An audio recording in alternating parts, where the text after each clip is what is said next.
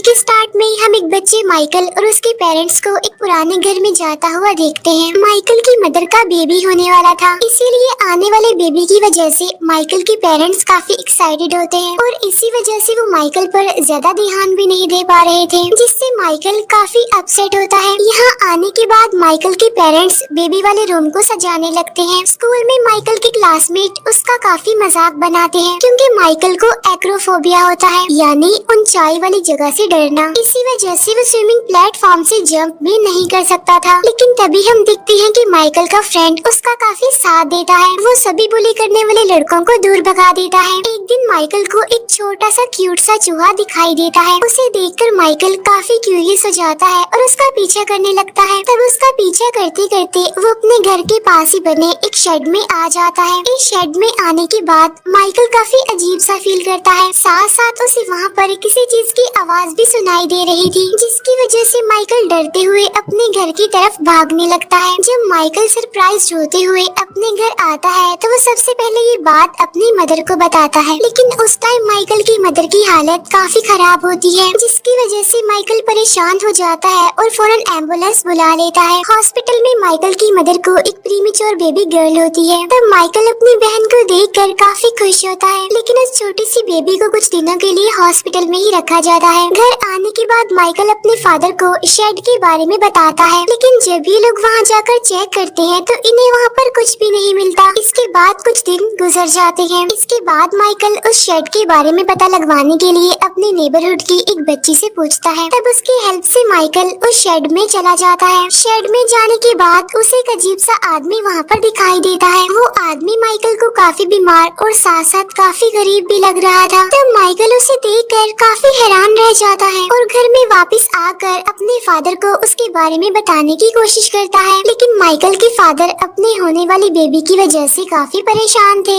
इसीलिए माइकल अपने फादर को नहीं बता पाता। इसके बाद माइकल ये प्रॉब्लम अपने फ्रेंड को बताने लगता है, लेकिन उसका फ्रेंड अपने स्विमिंग कंपटीशन की वजह से काफी सीरियस था, इसीलिए वो माइकल को कंपटीशन में आने का कहकर वहाँ से चला जाता है। अब माइकल इस सारी सिचुएशन की वजह से काफी परेशान हो जाता है। फिर जब वो घर जा रहा होता है तो वो अपनी उसी नेबर से मिलता है, लेकिन वो लड़की काफी अजीब थी, इसीलिए माइकल उससे ज्यादा बात नहीं करता। इसके बाद माइकल उस अजीब आदमी से मिलने के लिए शेड में जाता है। माइकल उसकी हेल्प करने के लिए उसे कहता है, लेकिन वो आदमी साफ इनकार कर देता है। नेक्स्ट डे माइकल अपने पेरेंट्स और अपनी बेबी सिस्टर से मिलने के लिए हॉस्पिटल जाता है, जहाँ पर उसकी छोटी सी बहन की तबीयत काफी खराब होती है। हॉस्पिटल में माइकल को एक बूढ़ी औरत भी मिलती है। तब माइकल को टेंशन में देखकर वो उससे बात करने लगती है। तब माइकल उसे अपनी छोटी बहन के बारे में बताता है। बातों के दौरान वो बूढ़ी औरत माइकल को एक अंगूर देती है और उसे कहती है कि तुम फिक्र मत करो,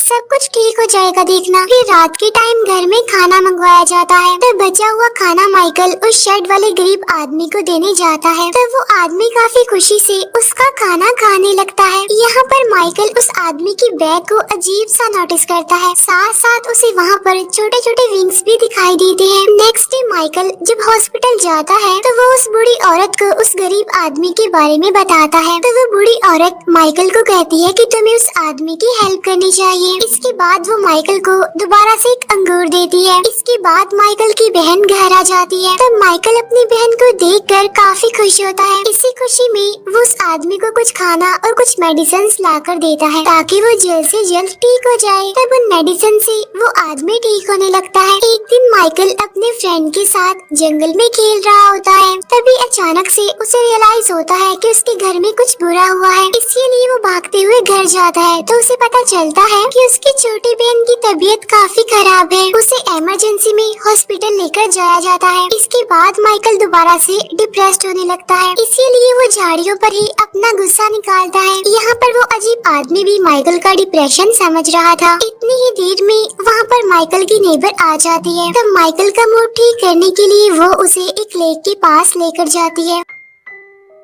उस लेक के पास एक काफी पुराना टावर भी था। वहाँ पर माइकल की नेबर उससे बात करने लगती है, जिससे माइकल को काफी अच्छा फील होता है। इसके बाद माइकल को पता चलता है कि उसकी बहन को हार्ट की प्रॉब्लम है, लेकिन माइकल अपनी बहन को बचाने के लिए कुछ भी नहीं कर सकता था, इसीलिए वो हर टाइम काफी अपसेट रहता था। लेकिन उसे एक उम्मीद थी कि शायद इस सब में वो अजीब सा आदमी उसकी हेल्प कर सकता है, इसीलिए वो उस आदमी के पास जाता है और उसे अपनी बहन के बारे में सब कुछ बता देता है और उससे कहता है कि तुम प्लीज मेरी बहन को ठीक कर दो, क्योंकि मैं जानता हूँ कि तुम्हारे पास कोई ऐसी पावर है जिससे तुम सब कुछ ठीक कर सकते हो। तभी ये सुनकर वो आदमी कहता है कि इस दुनिया में जितने भी इंसान हैं, जानवर हैं, छोटे हो या बड़े, उनकी मौत कंफर्म है, इसीलिए तुम्हारी बहन को बचाने में मैं तुम्हारी कोई भी हेल्प नहीं कर सकता। ये सुनकर माइकल को काफी गुस्सा आ जाता है, इसीलिए वो वहाँ से चला जाता है। नेक्स्ट डे माइकल अपने नेबर को भी उस आदमी से मिलवाता है, तो वो लड़की उस आदमी को देखकर काफी क्यूरियस होती है कि आखिर ये है कौन। उधर माइकल की सिस्टर अभी तक ठीक नहीं हो रही थी, इसीलिए माइकल के फादर इतने ज्यादा डिप्रेस्ड हो जाते हैं कि शेड को तोड़ने के लिए जाने लगते हैं, लेकिन माइकल अपने बेड पर कूदकर छत से नीचे गिर जाता है और इस तरह करके वो अपने फादर को शेड में जाने से रोक लेता है। नेक्स्ट डे माइकल फिर से हॉस्पिटल में उस बूढ़ी औरत से मिलता है। वो बूढ़ी औरत नोटिस करती है कि माइकल काफी ज्यादा परेशान है, इसीलिए वो माइकल को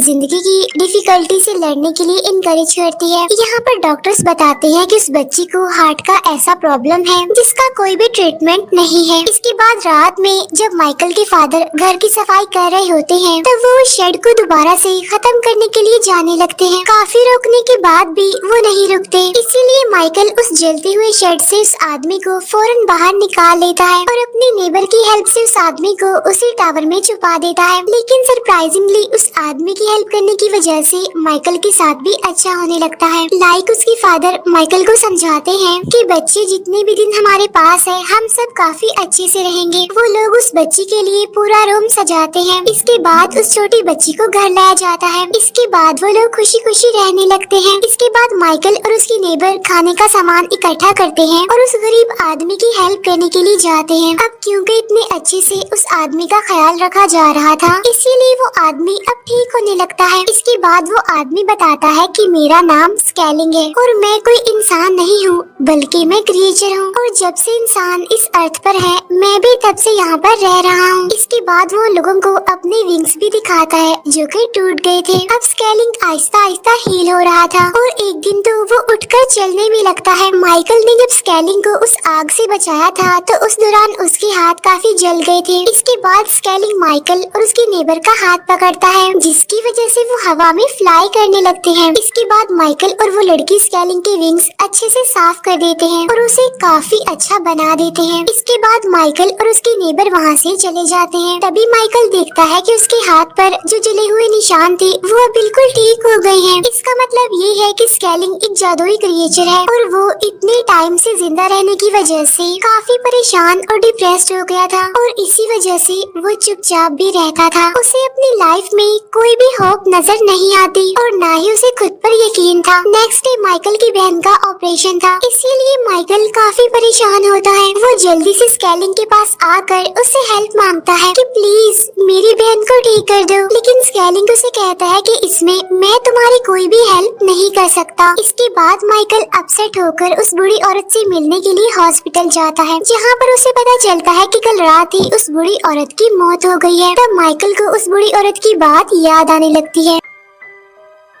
उसने कहा था कि अगर तुम एक अच्छे इंसान हो तो तुम्हारे साथ अच्छा ही होगा, बस तुमने अपनी इंसानियत को कभी नहीं भूलना। इसके बाद माइकल दोबारा से स्केलिंग के पास जाने लगता है उससे हेल्प मांगने के लिए, उसके मैजिक से अपनी बहन को बचाने के लिए। अब क्योंकि स्कूल में माइकल के फ्रेंड का कंपटीशन था, लेकिन माइकल के ना आने की वजह से वो कंपटीशन हार जाता है, इसीलिए अब वो गुस्से में माइकल को ढूंढने जाता है। तभी वो दिखता है कि माइकल उसे टावर के पास जा रहा है। तो वो गुस्से में माइकल के पास आता है ये पूछने के लिए कि उस टावर में क्या है। तब माइकल उसे कहता है कि मैं सारी बातें तुम्हें बाद में बता दूंगा, क्योंकि मेरी बहन हॉस्पिटल में है, उसे मेरी जरूरत है। इसीलिए माइकल का फ्रेंड वहाँ से चला जाता है। इसके बाद माइकल दोबारा से स्केलिंग के पास आ जाता है। वो उसे कहता है कि तुम बहुत ही अच्छे इंसान हो, तुम मेरी बहन को बिल्कुल ठीक कर सकते हो। लेकिन स्केलिंग कहता है कि नहीं, मैं तुम्हारी कोई हेल्प नहीं कर सकता। तब माइकल कहता है कि ऐसा नहीं है और ये पूरी दुनिया यकीन और होप के ऊपर तो चल रही है और मैं तुम्हारे अंदर का जो भरोसा है उसे जगा कर ही रहूंगा देखना। इसीलिए माइकल ऊंचाई के डर के बावजूद भी उस टावर के किनारे पर चला जाता है और स्केलिंग उसे बचाएगा इसी होप में वो टावर से कूद जाता है। तब ये देखकर स्केलिंग डर जाता है और वो माइकल को बचाने के लिए अपने विंग्स पूरी तरह से खोल लेता है और माइकल को गिरने से पहले ही वो बचा लेता है। इसके बाद वो दोनों लेक के ऊपर से उड़ने लगते हैं। अब उस छोटे बच्चे ने उस आदमी को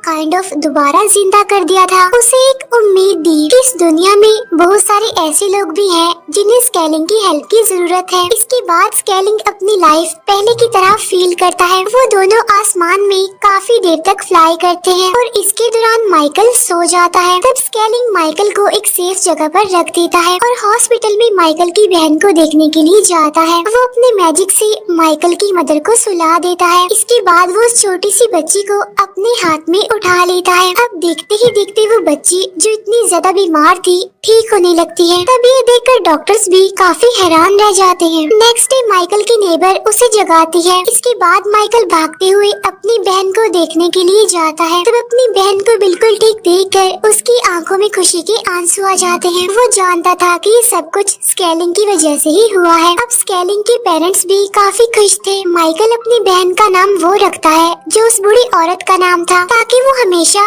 उस पर्सन को याद रखे जिसने उसके अंदर यकीन और होप को पैदा किया और दूसरों की हेल्प करने के लिए इनकरेज भी किया। अब ये फैमिली एक हैप्पी फैमिली बन जाती है। माइकल भी अपने फ्रेंड से मिलता है और सारी मिसअंडरस्टैंडिंग्स दूर कर लेता है। साथ साथ वो उसे माफी भी मांगता है। इसके बाद माइकल और उसके नेबर वापस से स्केलिंग से मिलने जाते हैं। वो स्केलिंग को उसकी फेवरेट वाइन और खाना देकर उसका थैंक्स करते हैं। स्केलिंग उन्हें बताता है कि अब मेरे जाने का टाइम आ चुका है, क्योंकि माइकल तुमने मेरे अंदर हिम्मत पैदा की है। अब मैं उन सभी लोगों की हेल्प करने के लिए जा रहा हूँ जिन्हें मेरी जरूरत है। अब इस हैप्पी सी एंडिंग के साथ इस प्यारी सी मूवी का यहीं पर दी एंड हो जाता है।